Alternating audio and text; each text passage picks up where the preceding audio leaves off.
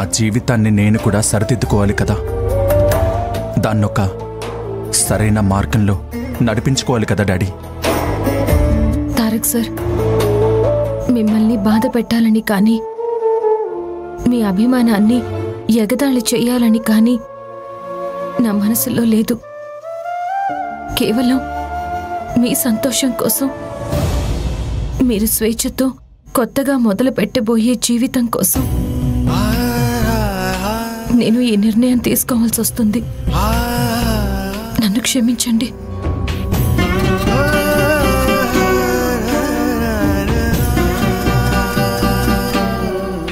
హృదయమే చీకటై కమ్మిన వేళలో వేకువై నడిపినావు వెలుగులా.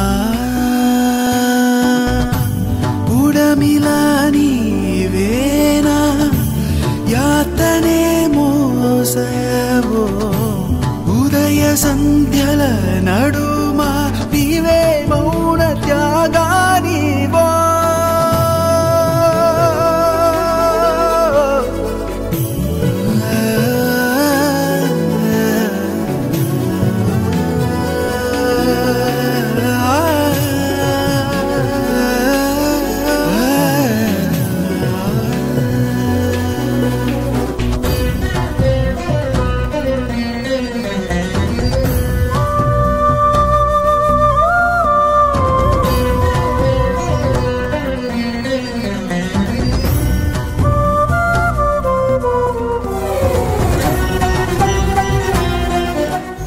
పొలిమేరా, నన్ను ఎందుకు దాటించావో నాకు తెలీదు. ఈ ఇంటి గడపలో నేను కాలు పెట్టేలా ఎందుకు చేశావో నాకు తెలీదు. తారక్ సార్ పక్కన భార్య స్థానం ఇచ్చావు. ఈ అంతఃపురానికి కోడలి స్థానం ఇచ్చావు. నువ్వు ఏది చేసినా నేను కాదనలేదు, వద్దు అనలేదు. ఎందుకు చేశావని ఏనాడు అడిగింది లేదు. ఇప్పుడు కూడా ఈ కాగితాలు, ఈ సంతకాలు, ఇవన్నీ నా జీవితాన్ని మునుముందు ఏం చేయబోతున్నాయో కూడా నాకు అర్థం కావడం లేదు. నువ్వు ఏం చేసినా దానికి తల వంచుతాను. నువ్వు ఎటువైపు దారి చూపిస్తే ఆ దారిలో నడిచి వెళ్తాను. ఇప్పుడు జరగబోయేది కూడా నీ చేతుల్లోనే ఉంది కదమ్మా. ఇదంతా నీ చిత్తం అనుకుంటాను.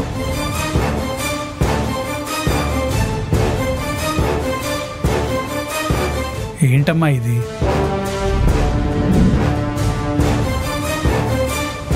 విడాకుల కార్యక్రమం కూడా సవ్యంగా జరగాలని అమ్మవారిని వేడుకుంటున్నావా?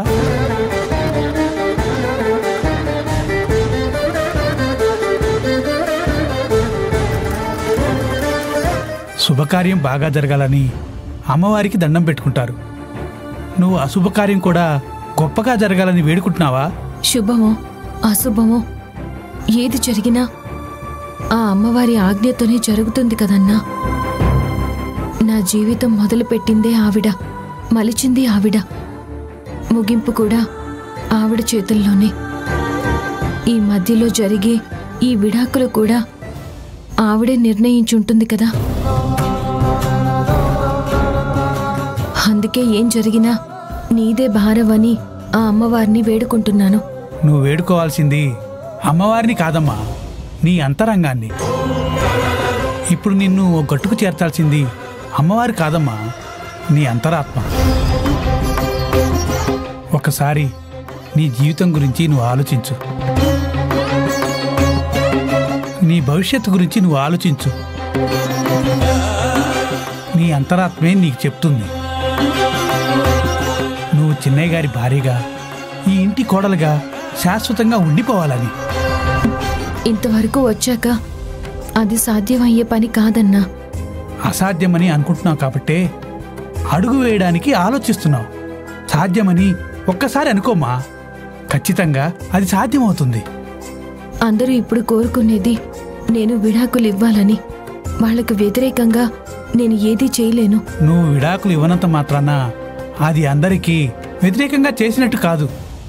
నిన్ను కోరుకునే వాళ్ళకి అనుకూలంగా చేసినట్టు.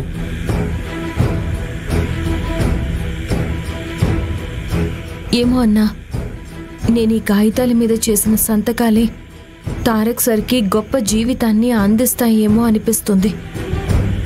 ఆయన కోరుకునే బ్రతుకు ఆయనకి చేరువవుతుందని అనిపిస్తుంది. అయ్యో, నీకు ఇంకా ఎలా చెప్పాలమ్మా? నువ్వు చిన్నయ్య గారితో కలిసి ఉండటమే నీకు ఆయనకి గొప్ప జీవితం. అది నీకు అర్థం కావట్లేదు. లేదన్నా, ఆయన చుట్టూ ఉన్న పరిస్థితులు వేరు, ఆయన కన్న కలలు వేరు, ఆయన కోరుకున్న జీవితం వేరు. అది నీకు తెలీదన్నా, నాకు తెలుసు. అందుకే ఈ విడాకులకి నేను వెనకాడ్డం లేదు. ఏంటో అమ్మా, నువ్వు చెప్పేది నాకు అర్థం కావట్లేదు. కానీ నువ్వు చేసే పని కూడా నాకు అర్థవంతంగా కనిపించట్లేదు. ఇక నువ్వే ఆలోచించుకో.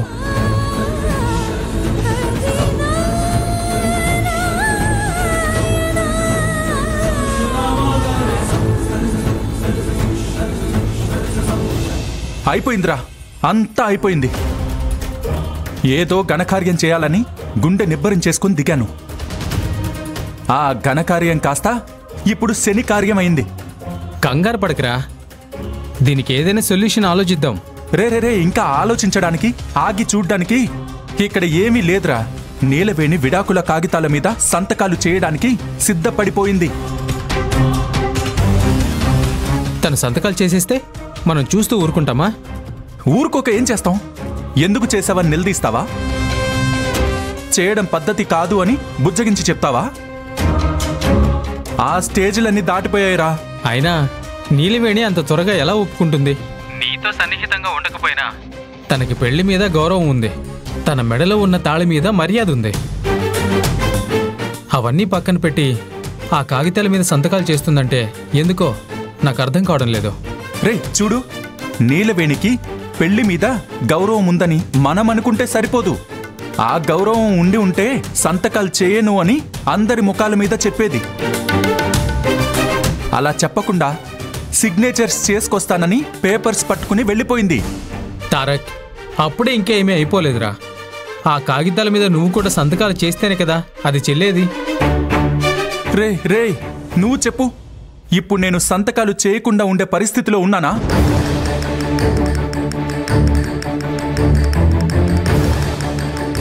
కరెక్టేరా, వేరే అమ్మాయిని పెళ్లి చేసుకుంటానని ప్రపోజల్ పెట్టిందే నువ్వు కదా. ఇప్పుడు నువ్వు సంతకాలు చేయను అంటే నిన్నే చావగొడతారు. ఇప్పటి వరకు నాటకాలు ఆడేవని నిన్నే కుళ్ళపొడుస్తారు కదా. ఇప్పుడు నేను వేసిన ప్లాన్ నాకే పుండు మీద కారంలా పడింది. ఇదంతా నీ వల్లేరా. ఒరేయ్, తిరిగి తిరిగి నేరం నా మీదకి తోస్తున్నావేంట్రా?